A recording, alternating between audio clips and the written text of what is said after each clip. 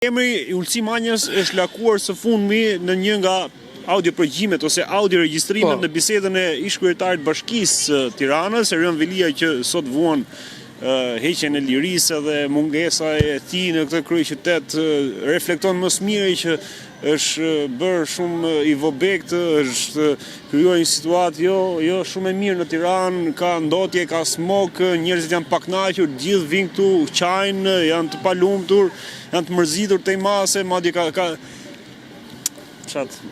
po thoya që Ulsi Manja është përmendur edhe nga Erion Velia. Nga këto përgjime që thotë do ta mys me thonjtë e mia, do ta mys me duart e mia edhe për shkak se ai nuk ka kryer detyrën siç duhet, të shkojë të bëjë kontrollet për ato gjëra që ai kërkon. Me që Lali Eri e ka thënë këtë dhe Lali është i pakënaqur nga drejtësia pra. Po, me që Lali Eri e ka thënë këtë, unë do t'i thosha jo Lali Erit, po Spakut. Mundësisht nxjerreni ja 2 orë sa të mbysin Ulsi Manjën dhe futeni brenda. Se është ajo që kemi thënë, djajt kundër djajve. Kështu do vinë ato, se do thonë ju, e kemi thënë, kam thënë edhe unë, që ora si ka mundësi që Engjëlli do i luftoj vetëm këto. Por ja që realisht po e shohim që ajo që ka thënë Engjëlli, që ndoshta ne kemi qeshur ose kemi përbuzur edhe kemi komentuar jo mirë, sot Unë kam të paktën 15 vjetë që u them, sa për t'jeni, pavarësisht se njerëzit se dëgjojnë. Njëri tjetrin. Po. Imagjino, jo Velia që deri tjetë dilte me Ulsi.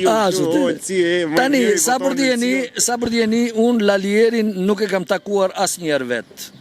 Nuk kam absolutisht asnjë rast ku unë të jem atakuar drejt për drejt me te. Zero. Paktën.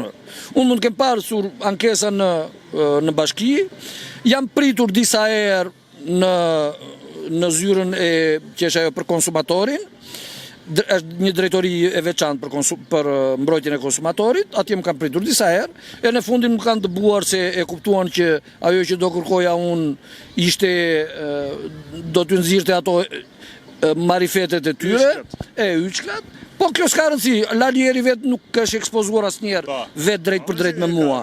Pastaj, se qa ka mund të ketë përfituar ai, unë nuk e diskutoj që ai ka përfituar. Kjo është tjetër gjë kjo. Ndërsa me Ulsi Manjën, unë e kam edhe në Messenger, domethënë e kam pasur shok dikur, sepse e kam takuar disa herë. Po, para se të bëj ministër. Dhe unë të siguroj që ai është bërë ministër pikërisht për shkak se ka ardhur ndjenjë të atyre fakteve që kam thënë unë. Edhe Ulsiu. Ka përdorur deri diku në thonjza. Atëre unë ta them si fakt absolut që Edi Rama, po edhe Sali Berisha, edhe Ilir Meta, edhe të ashtu quajturit miq, kanë përdorur mënyrën e korruptimit për të mbyllur historinë. Domethënë, në momentin që unë i kam thënë Ulsi Manjës kështu, Ulsi Manja ka vajtur te Edi Rama dhe i ka thënë mbyllë gojën se të rregulloj unë tak ministër. Direkt.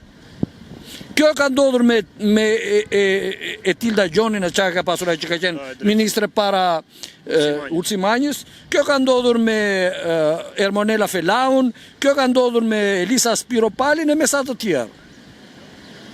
Po, kështu ka ndodhur. Elisa Spiropali ka marrë me 10 mesazhe nga unë, është takuar disa herë me mua, ka marrë ankesa pafund në kohën që unë shkoj hyrja e dile në polici kur ministri ishte Sajmir Tahiri, më thëtë tash. Dhe Elisa Spiropali një ditë të bukur nga sheri me Edi Ramën, tak ministre. Pam drejtoresh të doganat. Thjesht fare. Është metodë e njohur kjo e Edi Ramës. Rasti konkret i këtyre, ç'a po ndodhën? Ç'a mund të ketë ndodhur midis Erion Velia dhe Ulsi Manjës? Tani unë nuk e di konkretisht. Mbas asaj që citimi ose përgjimi ose unë nuk e di konkretisht, po unë di të them këtë që në shoqërinë e të pabesëve ka gjithmonë konflikt. Ka konflikt, po. Sigurisht.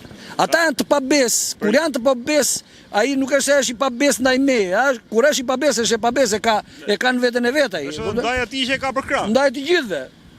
E kupton, prandaj un jam shumë i bindur kur them, nuk është se e them kështu, se unë ngrita nga gjumë e thash që do t'i bëj këta të han njëri tjetrin, mish të gjallë. Jo, unë di natyrën e tyre. Di çaj motivon ata njerëz.